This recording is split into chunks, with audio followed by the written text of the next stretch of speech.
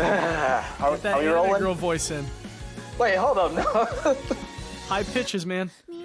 No. It's like no. I'm just gonna say it like I'm gonna say it like a manly man. Cat. He's just gonna go completely like deep voice, like Ohio gozaimasu. No, I'm just gonna say it in my regular voice. But if we're rolling, rolling. In 3, 2, 1. Ohio gozaimasu, everybody. Ohio. Konbanwa, minasan. Oh shit! This is the Weeaboo podcast now. No, that's trash taste. We can't take that from them yet. I mean, like, if we rename this to the Weeaboo podcast, we'd probably get more listeners. Truly, like, I would listen to the Weeaboo podcast. I mean, yes, if we called it that, we would have the edge on them. But right now, we're only talking about one show. We got to branch out eventually. Edgy this is gonna be. But yeah, let's get some titles going. Also, yeah, sure. It's like, yeah, let's get the title and let's get the plugs and let's get the community generating revenue going. Let's go. I don't know where revenue. What is this revenue you speak of? The very valuable 60 cents per year that we can split amongst the three of us. Okay, well, thank you, everybody. Welcome to the Advent 7 podcast. I'm your host, Andrew, and I'm joined by... the man, Trey. And... the other man, Spencer. The mystery. And today, we're recapping episode 6 of my teen romantic comedy, SNAFU Climax. Congratulations. It's halfway there. We're halfway there. But first, plugs. First of all, thank you to everyone tuning into our podcast today. Again, it means a lot to us that you're taking the time to tune in. If you've been keeping up with the show so far, but you haven't heard our previous recap podcasts, please go check them out. There will be links in the description below. Also, we have a new video that we just released. It is called Rent a Girlfriend is Killing Me. It's a commentary specifically about my experiences so far with the show. I'm honestly not sure if I can actually recommend this series or not to newcomers. I'm struggling with my love-hate relationship with this show. But it's not a beginner's show, obviously. Nah, oh god, dude, I'm telling you to run away from this show. It's like the way this is. Andrew's watching it. I don't know why, but he's putting himself through it. Because I'm trash. Spencer's watching it. I'm watching it. I'm just having a laugh. It's like Spencer's watching it for the laughs. I watched it thinking it was going to be either fun or trash. It's neither. It's heartbreaking. It's annoying, and I hate it. And I had to just drop it before I lost my sanity. I don't know. It feels pretty trash to me. I was about to say, sounds like fun trash to me, actually. That sounds like the definition of trash anime. Yeah, I just don't watch trash anime that much. We have to get you more schooled in the way of trash taste. I mean, I could just watch the Trash Takes podcast. Shout out to Giga. Hopefully he'll follow us back. You know, if you start your trash taste journey by watching Kiss X Sis, then it can only go up from there. So Rent a Girlfriend might be a lot better in retrospect afterwards. Maybe we need to sit down and watch some real trash together, Trey. No, I'm good. I think I'll actually take a step back here now as well. It's like I like quality. Trust me, you haven't seen trash until you've seen that show. I could not sit through more than half of it. Our friend Drew, he watched the whole thing and stopped at the OVA. Props to him on that. But anyways, no, the video is up on our YouTube channel. You know, whether or not you've seen it yet, please check it out. I feel like if you haven't seen it yet, our video might be able to give you at least one good reason to watch it, depending on who you are. Please check it out. There'll be a link in the description below. And for all the latest news and content on anime, video games, and comics, please follow us on Twitter at Advent_7. Subscribe to our YouTube channel and check out more of our content at Advent7.com. With that out of the way, finally, let's get on to the podcast. It is still the same fucking afternoon that it's been for the last couple episodes. It's like late evening. It's like 6 or 7. Very late evening. It's been a long evening. And very long. Hikigaya is walking back after what was the previous scene he was in? He was with Yukino and told her what his plan was. Competition. We're gonna make this prom happen one way or another. And then Iroha just kind of comes up behind him, just lightly punches him. He's like, hello. It's like, what the hell was that? Mm-hmm. Yep. No, she comes up out of nowhere, and we get to get more. We get to have more time between the two of them, a bit more screen time. What do they talk about exactly? They just kind of talk about. We finally kind of get somewhat of an explanation for why Iroha is so gung-ho to have this prom. Mm-hmm. She considers it to be something big that can be done, and also kind of a send-off herself for her upperclassmen themselves when they'll finally end up going off on their own. As well as Sensei. Yeah, as well as Sensei. Kinda. She's like, I guess. Yeah, I suppose she's in there. Which is surprising because we didn't see a lot of moments between her and Hiratsuka up until this point. So that's probably just another one of those moments we didn't have a lot of time for in the previous couple seasons. Read the light novels, everybody. Read the light novels. Yeah, no, she says that she wants to send off Hiratsuka because she's also been assigned to say the farewell letter. What was it called? She's going to be Iroha is going to be giving the farewell address to both the students graduating, I assume, next year. So basically Hikigaya's class will be graduating next year, and that's when Iroha will be giving their farewell speech, as well as when Hiratsuka is going to be transferring to a different academy. Yeah. So she's Iroha, she also admits that she doesn't have a lot of friends, actually, despite how it looks, because she knows how popular she is. She's only popular, face value wise. Like, she doesn't have any real friends. Popular. Yeah. What do you mean you don't have any friends? Don't you dare go there with me. Yeah, you don't want to go there. But she admits that, Yui and Yukino and Hikigaya, they're her only real friends that she's got. So she wants to do her best to send them on a farewell along with Hiratsuka. And the prom is her way of doing that, so she can say she put in the effort. She just wants the prom to happen so she can say she did this for them. And she admits it's for her own self, what would you call it? Satisfaction. Selfish. Yeah. It's her own selfishness, her own self-satisfaction. Which, Iroha's like that, and I love her for it. That's what makes her so awesome. Well, I mean, she's one of the few characters that really kind of understands, everything that's going on. Mm-hmm. She's quite in tune with the quote-unquote air that they're always talking about, reading the air. And she's also just very direct. She doesn't bullshit. She is very direct with Hikigaya all the time. They wouldn't get very far without her either, to be honest. Hikigaya, he even admits to her that this whole situation with the prom was perfect timing, because it essentially was the catalyst for something that needed to happen. It provided the right situation for Yukino's problems to come out in the open so she could tackle them, as well as Hikigaya and Yui to look at their relationship with Yukino and with each other and be like, okay, we have our own stuff we need to work on. So, but as a result, it has made the prom a little more complicated. It's a bit more dicey. Yeah. Really. Unnecessarily so. Mm-hmm. Yeah. But by the way, I just want to say before we move on to the next part, thank God for drink machines in anime.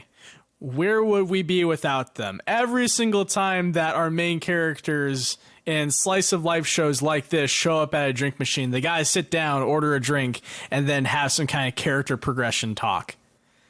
Gotta love it. That trope is always fun when it comes vending machines are the one true character, apparently. No, that's Truck-kun-sama. Oh, okay. Truck-kun is no. That's villain. for Isekai. That's for Isekai. Truck-kun is the one villain that we did or didn't want. I don't know. Depends on the show. The hero we needed, but we didn't realize we needed. The hero we needed, but not the one we deserve. Not the one we deserve.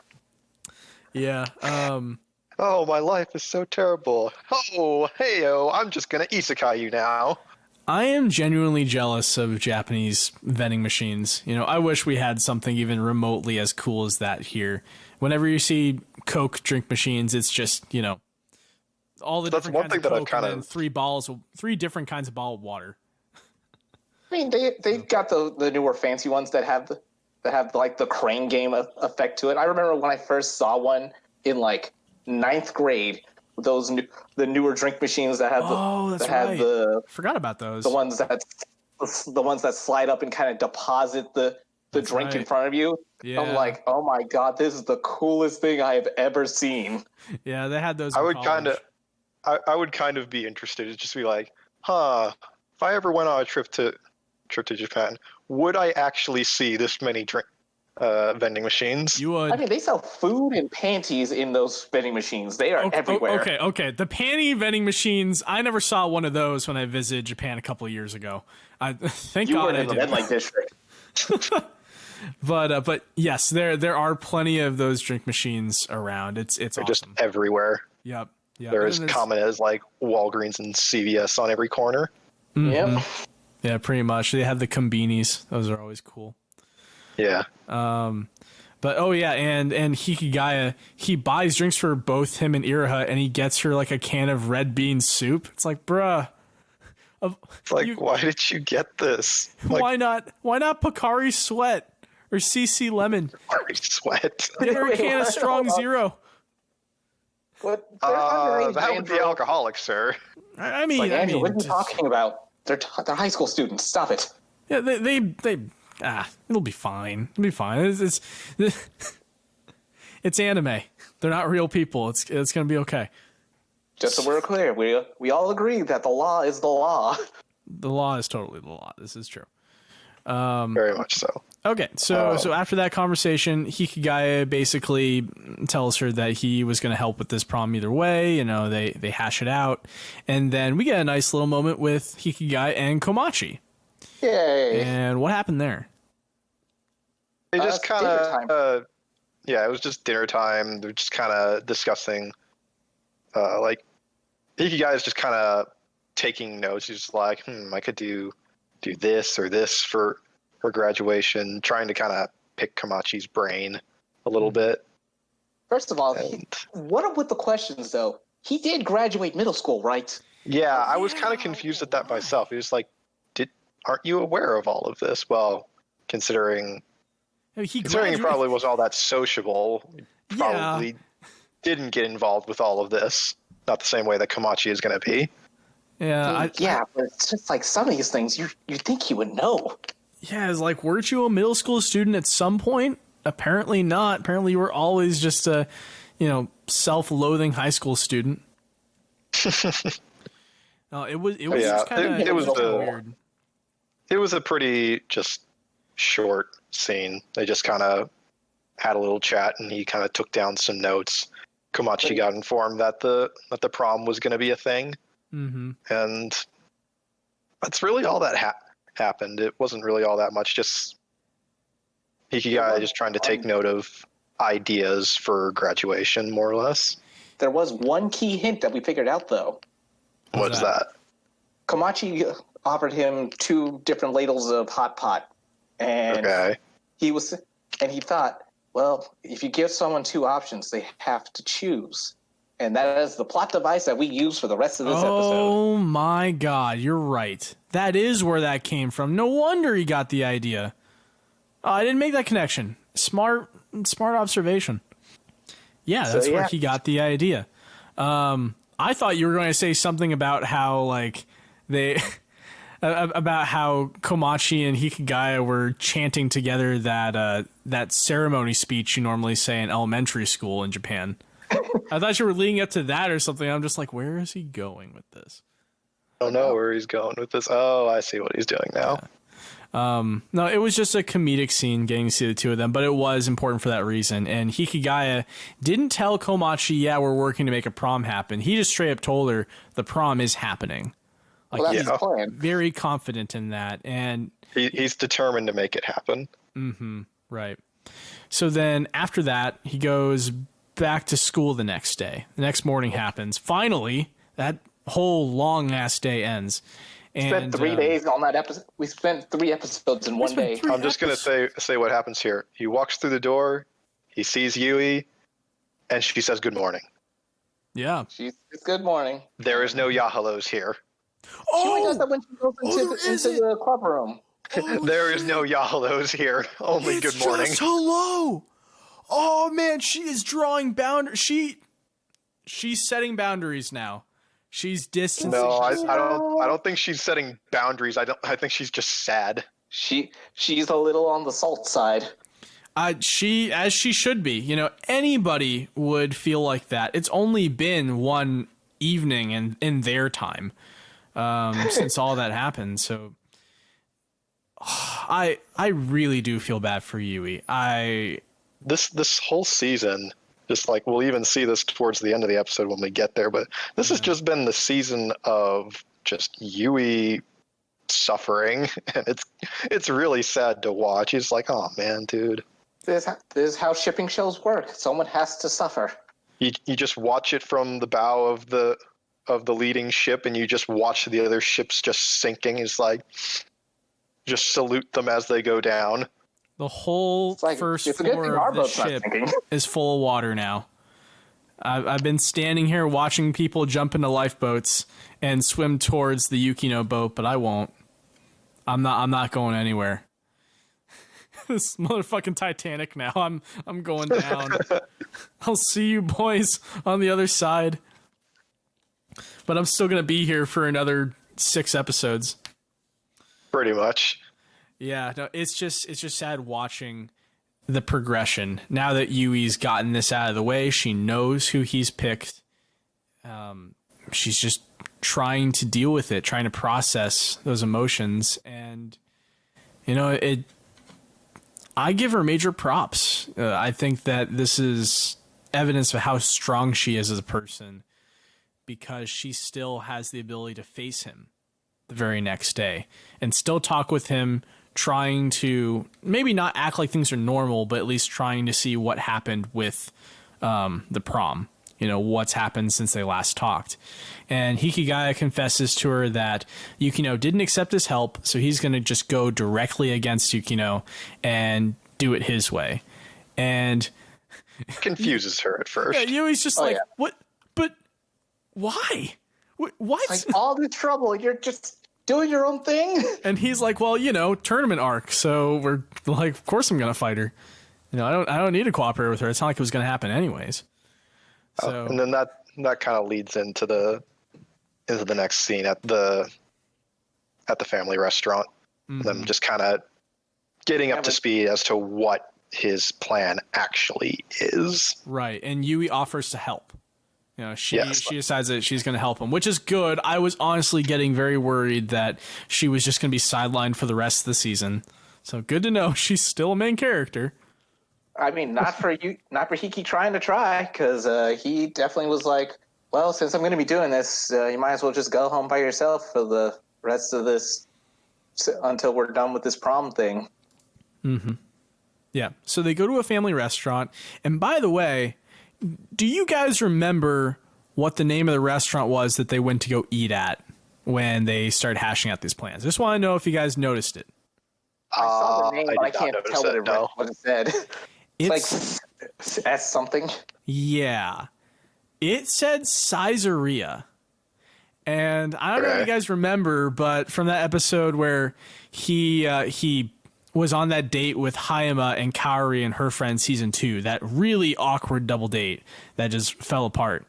And Kaori asks Hikigaya what he thinks they should do for dinner. He suggested Saiza because he saw one of their locations across the street, and she like ridicules him for it. Gotcha. So yeah, they went to go eat at Saizeriya. I mean, they've been there before. That's where they went for the whole presidential debacle. Is that? It's like, is that I'm where pretty they sure ate at once? Oh no. I know pretty sure it is. I'm pretty sure that he went there with Totsuka in second season too. He ate there with Totsuka for like one scene. But I want to ask you guys, if you had to guess, what do you think Saiza is? Saiza? Yeah. I'm I don't even know if I'm it's pronouncing this right. I'm just looking at their Wikipedia page. But I want to know what you guys think they serve at this restaurant. It's a chain. It's a chain series.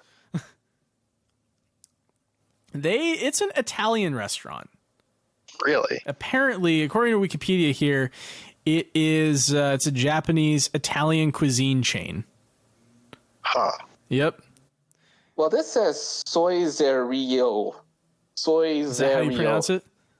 ICSOIZERIYO. Saizeriya. That's what it is. Saizeriya. Oh, okay. No, I guess the Japanese spelling is just different. But yeah, no, apparently it's like a restaurant chain that was started 47 years ago. So I guess it kind of makes sense now. And Kaori laughed at him. She's like, well, that sounds really heavy, you know, like that is not the kind of food they were looking for on that double date. But if you ask me, I think Italian food's awesome, no matter what time it is. Okay, just wanted to throw that out there. You know, they haven't forgotten about Hikigaya's favorite chain restaurant of all time.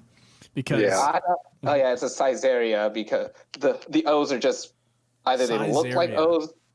Yeah, so it's either O's, either the way the font is designed, it's either the O's are A's or they changed it so they couldn't be taxed for that. It's like, yeah, but yeah, it's a family style Italian Yoshoku style restaurant.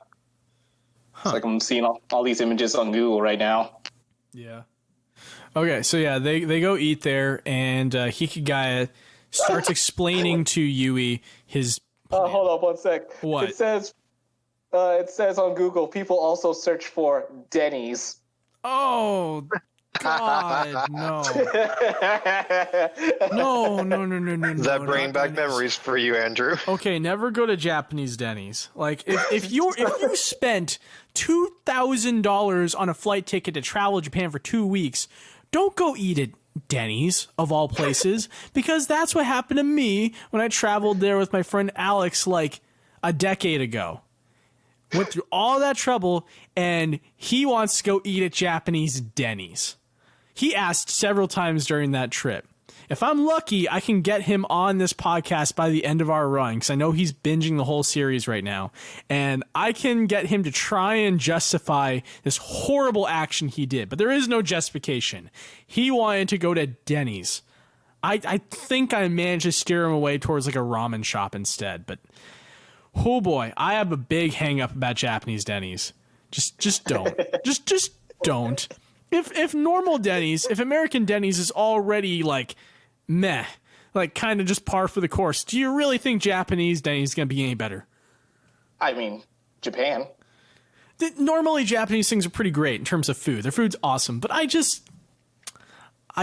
might even want to rather just go to Japanese McDonald's if I'm going to compromise here.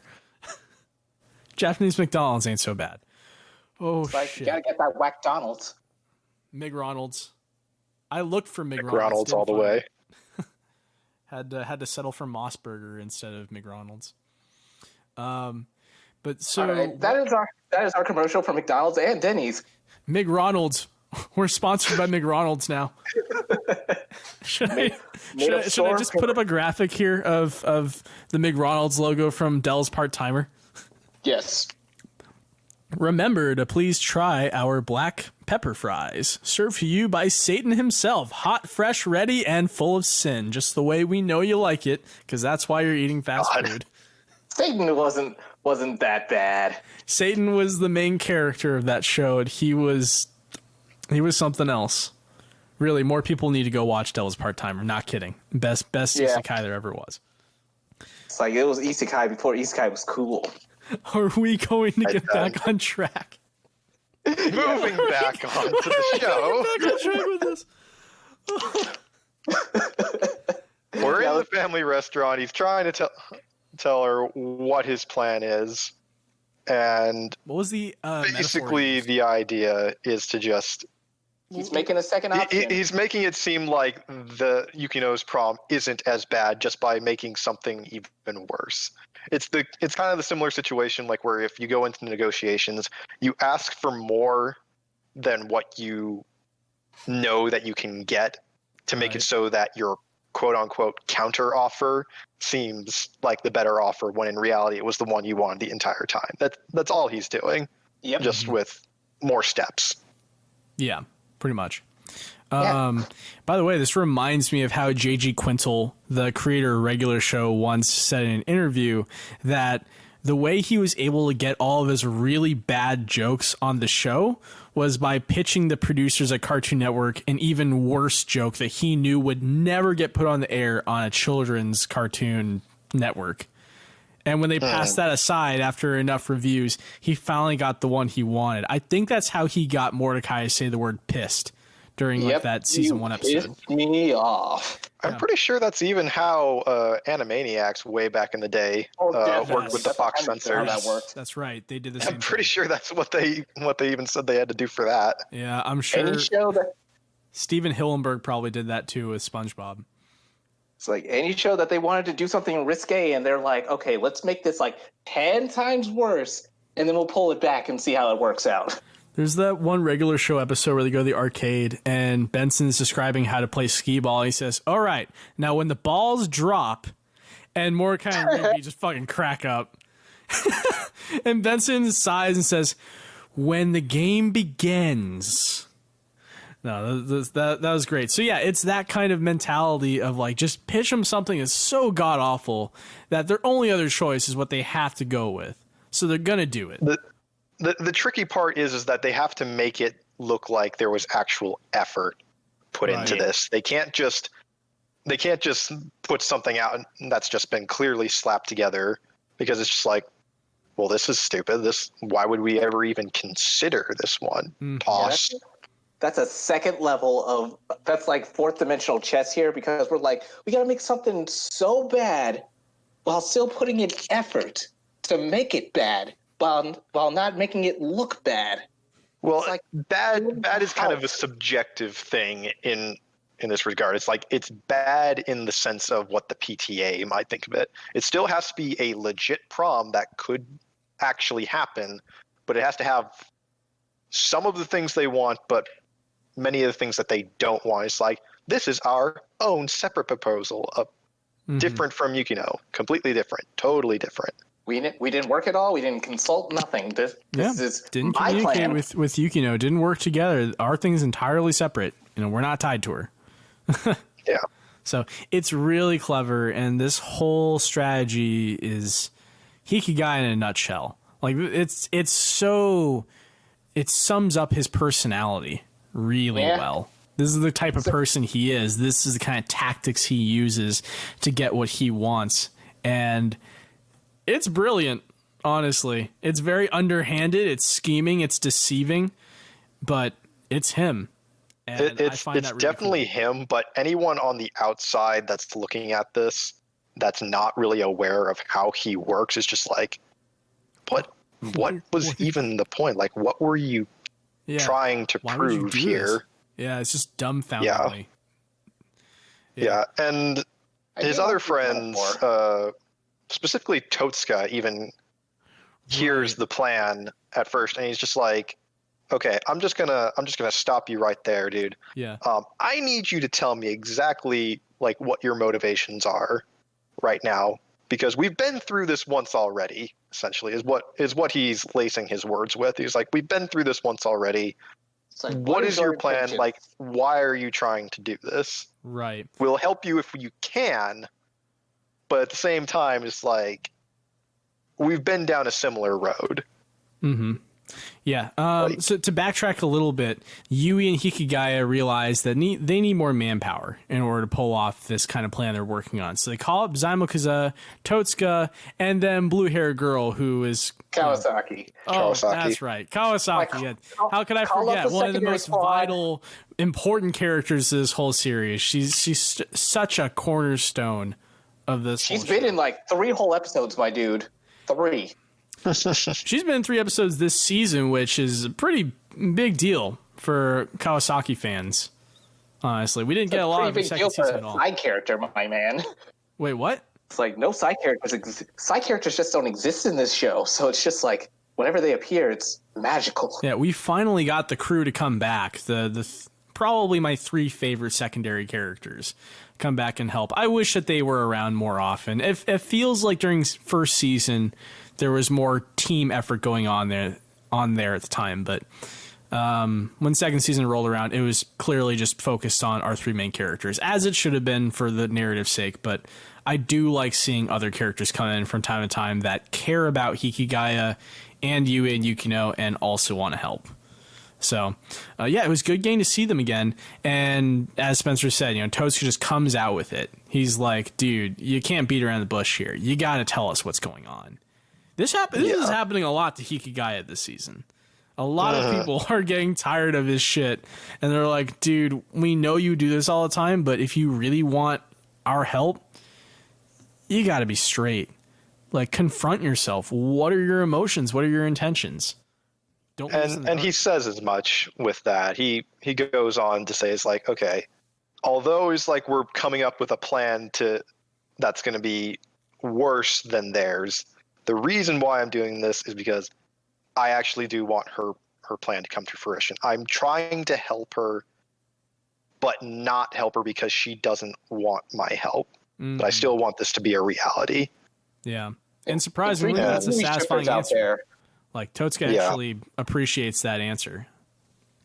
It's like, and for you Yui shippers out there, we do get a small moment. Yui puts her hand on Hikigaya's hand to reassure him so he can answer properly. Just driving the knife in there more, aren't you, Trey? Oh, yeah. I don't want hope. The worst thing this show can do is give me hope. Don't bring my dreams up just to crush them a second time. There was also that moment where she feeds him the tomatoes. I thought that was adorable. Like, he eats it. He doesn't like tomatoes. It's like, do you guys like tomatoes? I do. I'm coming around to them at this point. We got a regular Hikigaya up in here. They'll help you grow up big and strong, Spencer. I'm coming to like them now.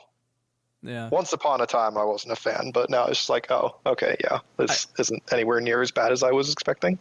I kind of get that the texture of tomatoes throws people off a little bit. It doesn't have a sour taste. I think I just got over it because my dad would order me hamburgers from like Burger King, and I wasn't allowed to ask for anything to get taken off. He told me, you're eating it or I'm not getting you a hamburger. So I just got used to it over time.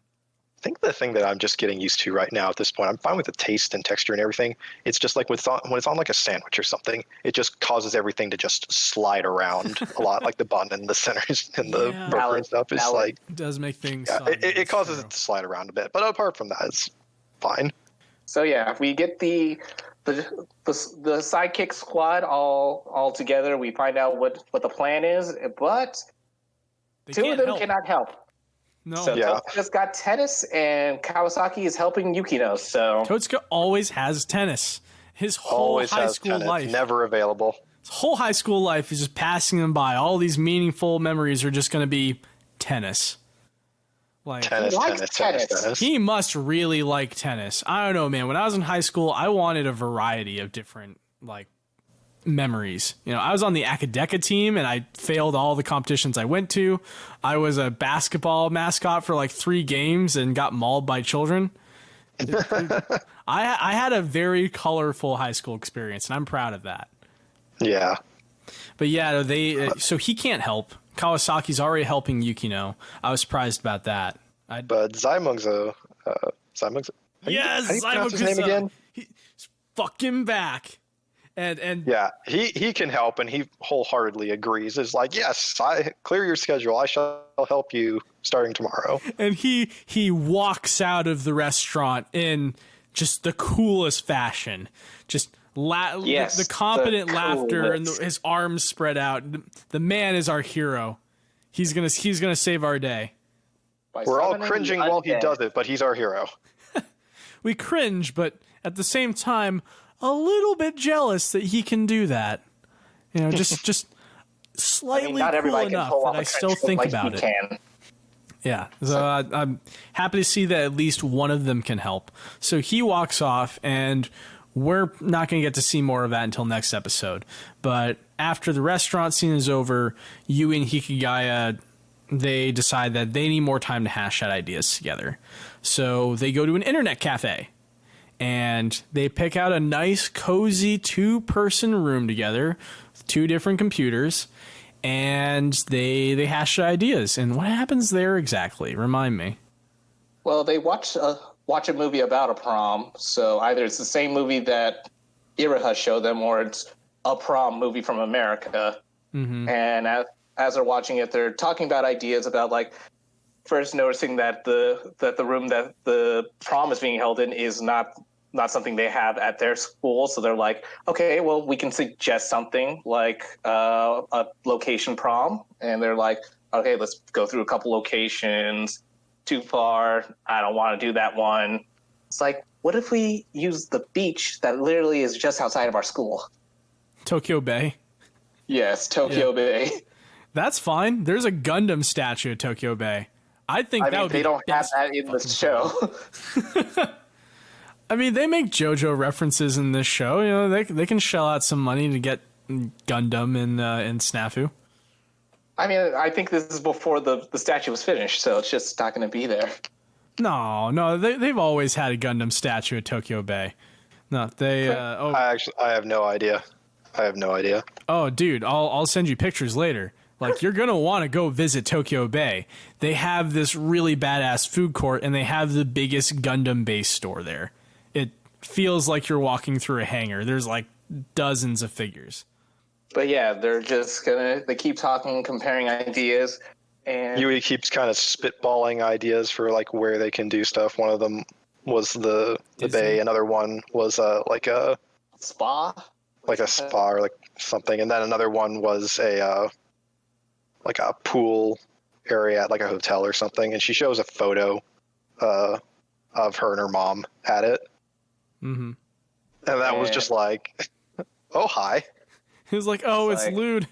It's lewd. Put it away. I can only handle hand holding. That's as lewd as I can get. Nah, dude, she suggested Disney, or Dizknee. Yeah. Disney. Totally not Disney. Yeah. Can't afford that. They have McDonald's at Disney. Let's see. Anyways. They settle on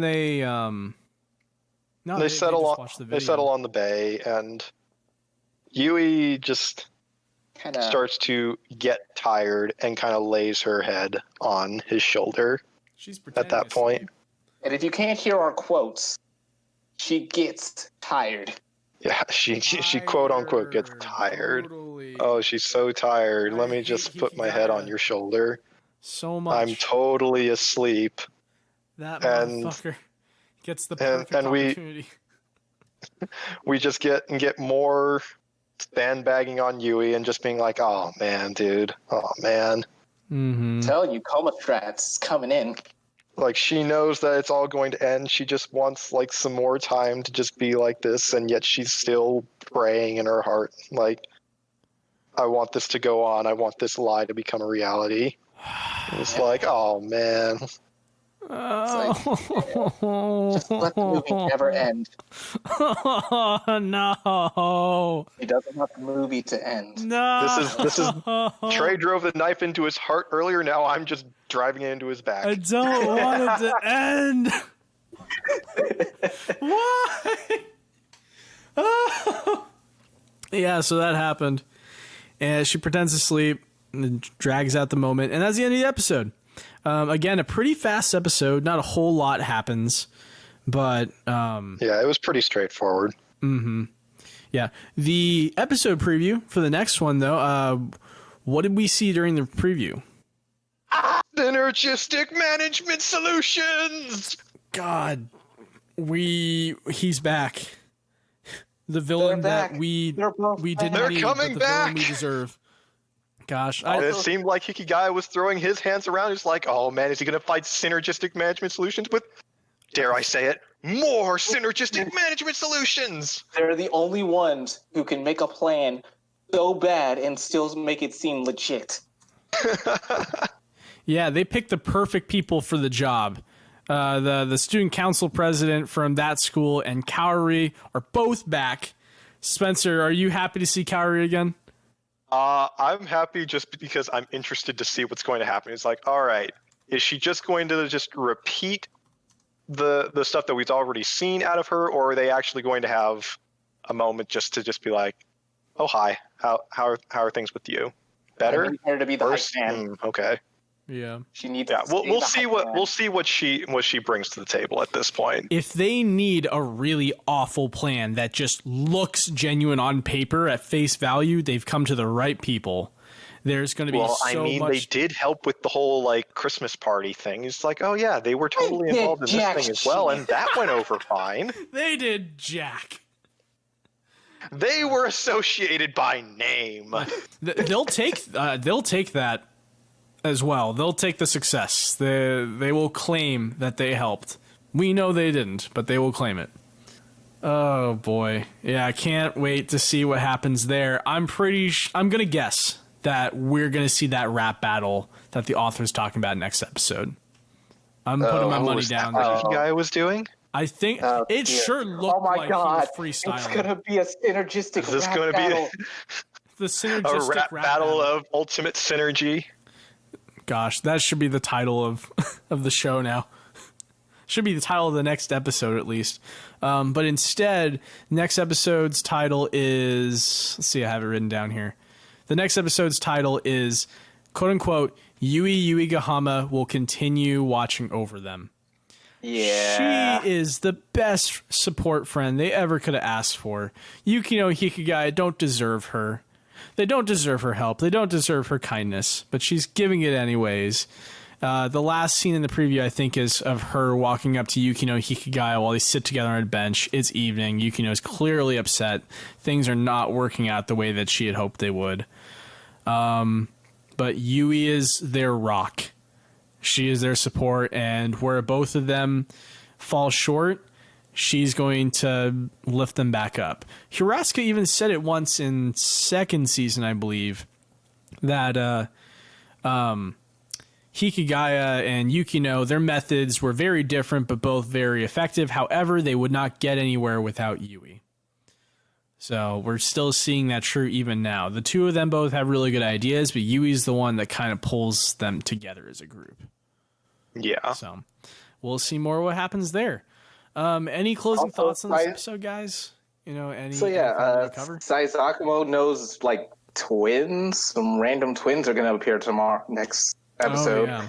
That's right. But yeah, actually, I did want to bring something up that I haven't noticed before. Maybe it was just a newer subtitling, but they put I haven't noticed the subtitles for the theme song before, neither the opening nor the ending before.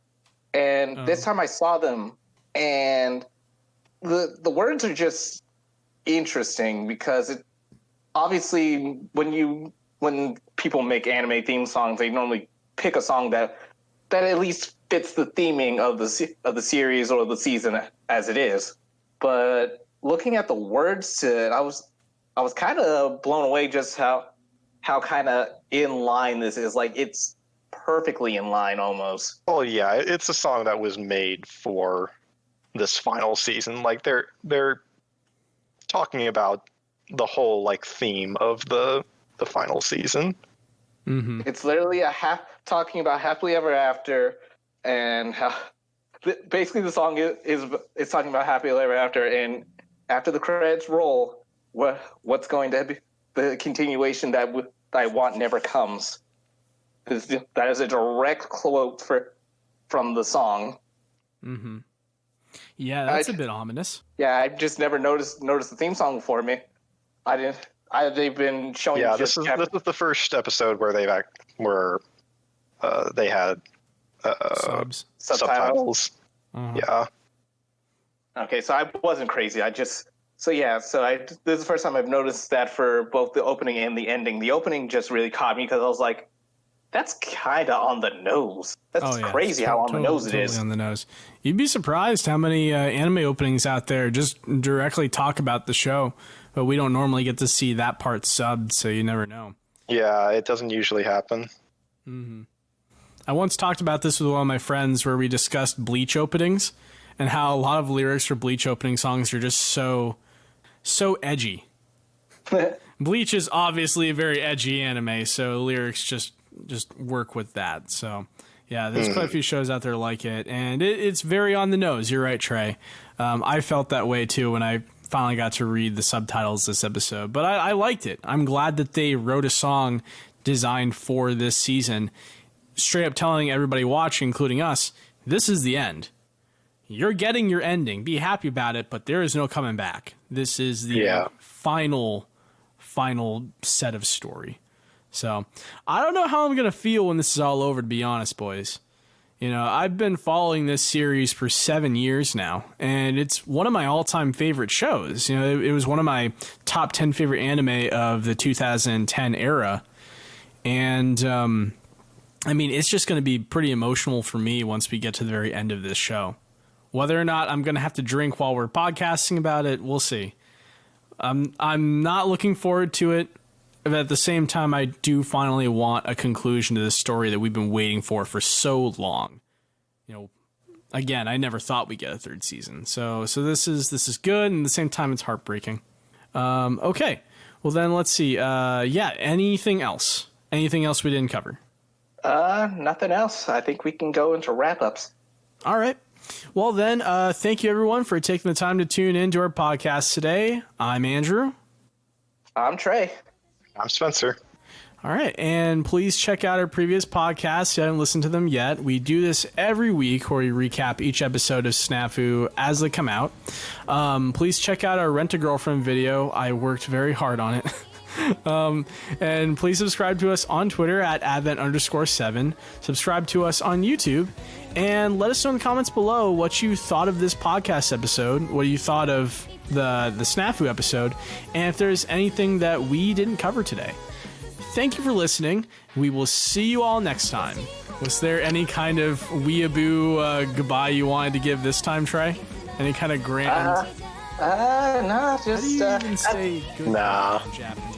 Sayonara. Sayonara, That's about bitches. it. Hasta la vista, prom, baby. Oh, God. Okay. Sayonara. 君の